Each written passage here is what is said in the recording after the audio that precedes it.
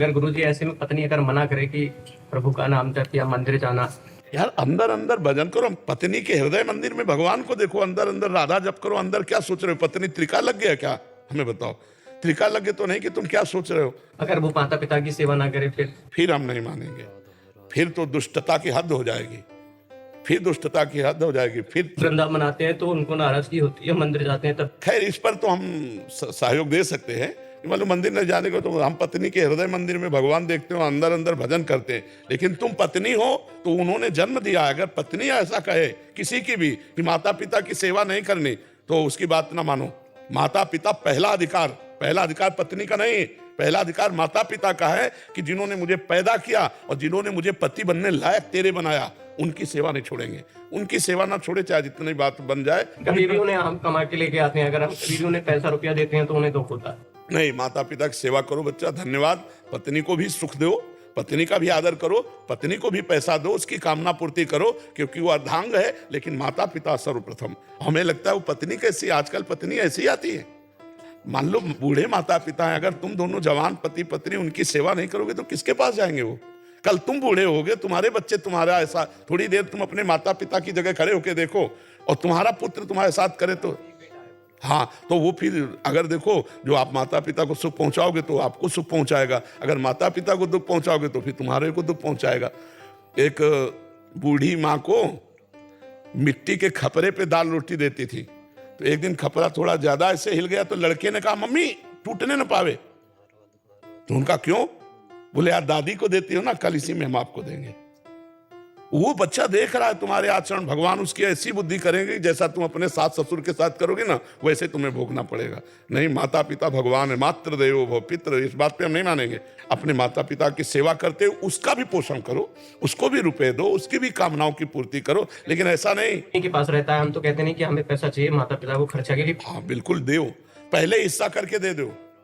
मान लो 1000 रुपया मिलता है तो 200 माता पिता को दे दो, 800 भले तुम रखो, लेकिन 200 तो दे दो उनको। भयो वृद्ध है, उनका पालन पोषण तो होना चाहिए ना। और जब शरीर स्वस्थ हो तो उनकी दौड़ के सेवा करो, किसी की बात मत मानो। इस सास ससुर को भी क्या ध्यान रखना चाहिए, क्योंकि एक पक्ष तो ये है बिल्कुल सही है और ऐसा होना चाहिए, दूसरे पक्ष में कहीं कहीं वहां से भी गड़बड़ हो जाए। उस बहुत ज्यादा गड़बड़ी होती है। जो सास ससुर हैं उनको चाहिए कि हम अपनी बेटी के साथ कैसा व्यवहार करेंगे। अगर हमारी बेटी होती इस जगह तो हम कैसा व्यवहार करते? ठीक अपनी बिटिया जैसा व्यवहार करना चाहिए सास ससुर को। सास ससुर को बहू मान करके, उसे नौकरानी मान करके या दूसरे की बेटी मान करके अपमानित नहीं करना चाहिए, उसका शोषण नहीं करना चाहिए। अपनी बेटी को जैसे हम प्यार से, ऐसे अगर बहू को रखें तो हमारा जीवन मंगलमय हो जाएगा। लेकिन कुछ सास ससुर ऐसे होते हैं जो आई हुई कन्या को, दूसरे के यहाँ से जो आई है अपनी बहू बनी है, उसके साथ बहुत गलत बर्ताव करते हैं। हाँ, ऐसे बहुत से हमने खुद सुने हैं कि वो गलत व्यवहार करते हैं। नहीं करना चाहिए, नहीं दुर्गति होगी। यहाँ नहीं दुर्गति होगी तो भगवान के यहाँ दुर्गति होगी। तुम्हारे यहाँ वो आई हुई कन्या है, अगर तुम उसका आदर नहीं करते, उसके साथ मतलब कठोर व्यवहार करते हो, गलत व्यवहार करते हो, तो तुम्हारी दुर्गति हो जाएगी। पहली बात तो यही हो जाएगी, और यहाँ बचेगी तो नरक में हो जाएगी। इसलिए बहुत सावधान रहना चाहिए। ऐसा नहीं है कि आई हुई गृह लक्ष्मी को सताया जाए। जो नववधू आती है वो गृह लक्ष्मी है, हमारे कुल परंपरा को चलाने वाली है, वो कोई साधारण नहीं है। अगर उसको आप अपमानित करेंगे, और जिसके घरों में स्त्री को दुख दिया जाता है उनके घरों में कभी लक्ष्मी नहीं टिकती, ये ध्यान रखना। जहाँ स्त्रियों को मारा पीटा और मतलब उनको नीचा दिखाया जाता है, उन घरों में कभी स्त्री संपन्न नहीं हो सकते, वो स्त्री संपन्न सुखी नहीं हो सकते। इसलिए देवी स्वरूपा है, स्त्रियों का आदर करे, पर स्त्रियों को जरूर चाहिए वो अपने सास ससुर वयो वृद्धों की सेवा के लिए अपने पति को मना ना करें, स्वयं सेवा करें। अगर स्वयं रुचि नहीं है तो फिर पति को करने दें, वो व्यवस्था कर रहा है जैसा भी, उसके विरोध में ना रहे, नहीं तो आपका जीवन नरक हो जाएगा। आपके लड़के आपके साथ जब ऐसा व्यवहार करेंगे तो फिर जीवन बहुत नरक हो जाएगा। आज तुम वयो वृद्धों को दुख दोगी तो कल तुम्हारे लिए तुम्हारे बच्चे, तुम्हारी संतानें तुम्हें दुख देंगी। शरीर स्वस्थ है यार, खूब माता पिता की सेवा करो, परिवार को सुखपूर्वक चलाओ। मनुष्य जीवन बड़ा दुर्लभ है, दुर्लभ देह मिली तो आनंद लूटो। यहाँ क्लेश, अशांति, नाना प्रकार की गलत आचरण वाली वृत्तियां, ये सब त्यागो, आनंद में जीवन व्यतीत करो। अरे जी, इसमें सबसे ज्यादा रोल पति का रहता है, पत्नी की तरफ और माता पिता की तरफ। पति का बहुत ज्यादा रोल होने के कारण उनके दोनों के बीच सामंजस्य बिठाने के लिए उसका क्या रोल होना चाहिए? बहुत बहुत सुंदर बात है, क्योंकि देखो पति को बहुत धैर्यवान होना चाहिए, क्योंकि वो भी इनको सुनाएंगे, ये भी हाँ बहुत धैर्यवान होना चाहिए। उसको चाहिए कि उचित बात पत्नी की सह ले, और जब अनुचित बात हो तो हट जाए।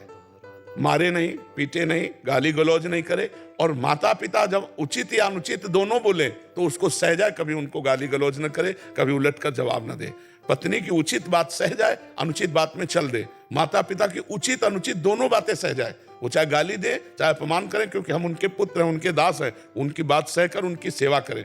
माता पिता में जब तक हम भगवत भाव नहीं करेंगे तब तक सेवा नहीं बनेगी। जैसे आप सेवा करो, इसके बाद कोई रिश्ते नातेदार आया तो उससे कहेंगे बिल्कुल सेवा, मान लो हम कह रहे हैं, वो निंदा कर दें आपकी तो भी आपको उनको मारना नहीं है, गाली गलौज नहीं करना, चुपचाप मुस्कुराकर वैसे ही सेवा करनी है जैसे पहले कर रहे थे। इससे तुम्हारा मंगल हो जाएगा। और पत्नी को भी प्यार देना चाहिए, मारना पीटना ठीक नहीं है। अगर वो अनुचित व्यवहार करती है तो हमारा रुख बदल जाना ही उसके लिए मारने जैसा होगा। अगर थोड़ा भी बुद्धि रखती हो, अपना रुख बदल लिया तो उसी से उसको दंड मिल जाएगा, उसी से उसको जलन होने लगेगी और वो सुधार करेगी। और सबके लिए भगवान से प्रार्थना और नाम जप करो, भगवान से प्रार्थना करो, मेरे परिवार को सुख मिले, मेरे परिवार की बुद्धि ठीक रहे, तो इससे अच्छा रहेगा।